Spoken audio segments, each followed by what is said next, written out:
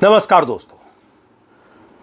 तो क्या बड़बोले बाबा रामदेव, आयुर्वेदिक दवाओं के कारोबारी रामदेव, पतंजलि संस्थान के नाम पर तरह तरह के उत्पादों का धंधा करने वाले धंधेबाज रामदेव अब अपने बयानों की वजह से फंसने वाले हैं। उन बयानों की वजह से जो बयान उन्होंने डॉक्टर्स को लेकर, एलोपैथी चिकित्सा पद्धति को लेकर और वैक्सीन को लेकर दिए थे, उन बयानों की वजह से बाबा के खिलाफ बिहार से लेकर छत्तीसगढ़ तक, गुजरात से लेकर दिल्ली तक थानों में और अदालतों में मामले दर्ज हुए, केस दर्ज हुए, शिकायतें दर्ज की गई। बाबा हड़बड़ाए, डरे कि कहीं उन्हें छत्तीसगढ़ और बिहार की अदालतों का या थानों का चक्कर न लगाना पड़े। बाबा ने गुहार लगाई सुप्रीम कोर्ट में, सुप्रीम कोर्ट के दरवाजे पर याचिका दायर की कि सारे मामले एक जगह किए जाएं, सारे मुकदमों को क्लब किया जाए, उन्हें अलग अलग राज्यों में चक्कर न लगाना पड़े। तो सुप्रीम कोर्ट के चीफ जस्टिस की पीठ ने, जिसमें 3 जजों की पीठ है, ने पूरे मामले की सुनवाई करते हुए कल बाबा के वकील मुकुल रोहतगी से जो कहा, उससे बहुत ध्वनि निकलती है। Chief justice NV. रमन्ना ने मुकुल रोहतगी से कहा कि बाबा ने पूरा बयान क्या दिया है, असलियत में कहा क्या है, वो पूरी चीज, पूरा बयान रिकॉर्ड पर लाया जाए, कोर्ट में पेश किया जाए। बाबा के वकील मुकुल रोहतगी ने सुप्रीम कोर्ट को भरोसा दिया कि उनके बयान का पूरा वीडियो ट्रांसक्रिप्ट के साथ सुप्रीम कोर्ट में पेश किया जाएगा।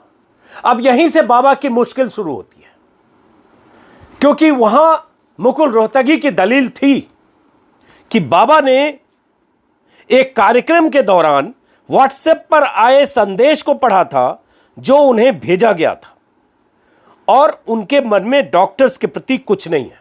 तो पहले तो आपको मैं वो बयान चाहता हूं फिर से आप सुने, और वैसे और कई बयान थे, उसके कुछ टुकड़े सुने कि क्या बाबा व्हाट्सएप पर आए संदेश ही पढ़ रहे थे या बाबा अपनी तरफ से डॉक्टर्स को और पूरी चिकित्सा पद्धति को खारिज करते हुए कुछ कह भी रहे थे।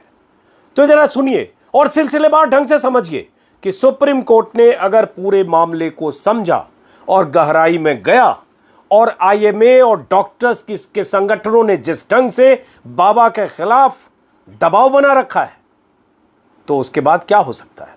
तो पहले एक बयान सुनिए, ये मई में बहुत वायरल हुआ था। ये वीडियो करीब 3.5 मिनट का है, 4 मिनट का लगभग है, लेकिन चूंकि दलील ये दी जा रही थी कि बाबा ने तो कुछ किया नहीं, व्हाट्सएप पर जो आया पढ़ा, तो एक 49 सेकंड का पहले वीडियो का टुकड़ा, पहले वो सुनिए और उसके बाद फिर मैं बताता हूं कि बाबा ने कहा क्या और कौन सा बयान है जिसके आधार पर सुप्रीम कोर्ट में बाबा फंस सकते हैं।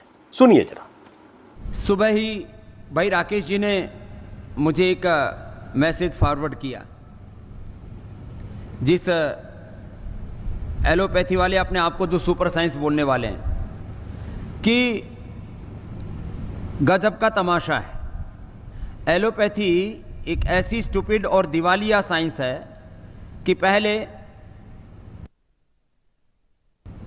क्लोरोक्विन फेल हुई, फिर रेमडेसिविर फेल हो गई, फिर एंटीबायोटिक्स इनके फेल हो गए, फिर स्टेरॉइड इनके फेल हो गए, प्लाज्मा थेरापी के ऊपर भी कल बैन लग गया, और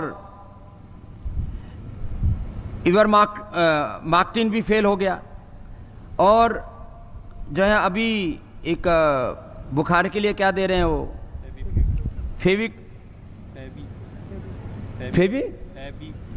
फेविफ्लू, वो भी फेल है। जितने भी दवाएं दे रहे हैं, फिर लोग कह रहे हैं तमाशा हो क्या रहा है। ये सुना आपने, 49 सेकंड का ये बयान है।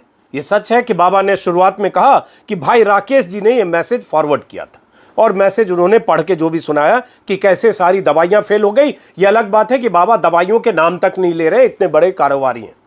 उसके बाद